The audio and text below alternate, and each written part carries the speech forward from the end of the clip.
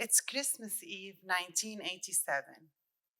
My 6-year-old self is too excited to sleep. Yes, we're Muslims, and we celebrate Christmas, like many other Muslim Syrian families.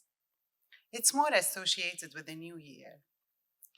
We like the tree, the decorations, Santa, and of course the gifts.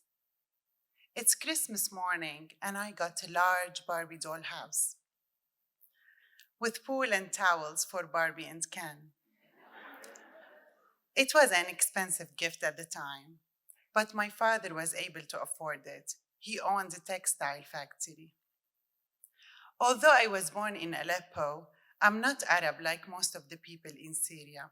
I am a Kurd, from my father's side and my mom's side too. The percentage of the Kurdish people is 10 to 12%. Due to my father's profitable business, we lived very well in Syria. We owned a large house in a rich neighborhood where Kurds couldn't afford to live. I went to a private school and learned English there. I have a Kurdish name, Rinaz, which means the one who knows the way. So people would ask me, Rinaz, are you a Kurd? I say yes. They say, oh, you don't look like one. As a compliment, I guess. But I didn't take it as one.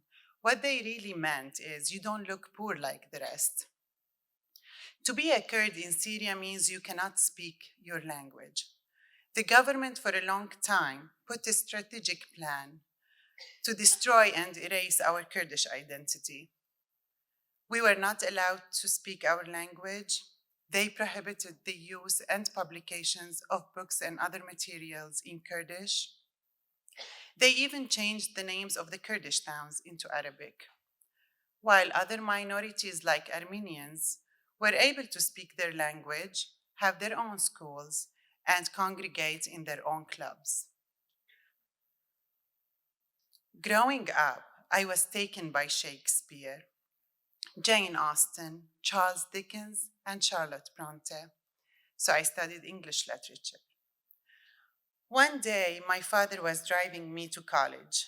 I had an exam. Unfortunately, it wasn't about Shakespeare's Thee and Thou. It was called politics exam. It's a subject you have to pass to graduate, where you go and talk about the achievements of the government. My father told me, if you get any question about the Kurds, I don't want you to answer that question. So here I am in the exam room, got my paper, opened it, and it was one essay question. What's your opinion about the latest protest conducted by the Kurds at the northern borders? I put the pen down, handed the exam paper empty, and of course I failed the exam. Left college, walking and talking to myself. If I can write my opinion, I would have said, we are 35 million Kurds scattered around the world with no home. We're Muslims, Christian, Jews, and Yazidi Kurds. It's not a religion, it's a nationality. Kurds had faced many genocides and atrocities, and it's still happening. The government took every right from us, even the right to speak. But of course, if I put that on paper, I would have been imprisoned, tortured, and even killed, like many other Kurdish activists who dared to speak. The government didn't mention us in social studies, but they managed to say every bad thing about the Jews. I remember one day coming back home from school, I told my mom, these Jewish people are terrible. I haven't met anyone anyway. So my mom and dad both corrected me and said this is not true. Jewish people lived in Aleppo for a long time. They owned businesses, houses. They were our neighbors and friends. They had to leave everything behind and their memories. The war started. My father lost his factory. So the family wealth that used to bring us protection does not exist anymore. Eventually, I had to leave. It's Christmas Eve again, 2013. My 32-year-old self is too excited to sleep. It's Christmas morning and I'm at JFK, too tired and exhausted. The officer at the airport told me, "Ma'am, are these your kids?" So when we get married in the Middle East, we don't change our last names. My kids have different last name than mine. So I told him, "Do you think I will fly for 14 hours with two kids that aren't mine?" He smiled, but he still wanted an answer. So I said yes. He stamped entry on my passport, and it was the best Christmas gift this Kurdish Muslim woman could ever get.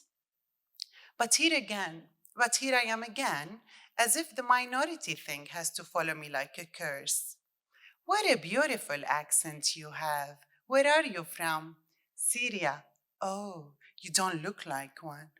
Well, I always wanted to say, "You don't look like Julia Roberts or Tom Cruise either," but I never said that. Actually, I did. Aleppo was home. It was a beautiful city with all the French architecture, the ancient citadel, the old cathedrals, the churches, the mosque. The walk in the old market with the smell of the spices and the soap is like cleansing ritual. But it was home and it was safe for one simple reason. Wherever you go, you meet someone you know. So I wanted to create the same feeling in Connecticut. I joined the Moms Club, where I got tons of support from learning the difference between charter and public school, to get to know where to pick the best strawberries to make the best jam. I also learned that moms here talk about their mothers in law.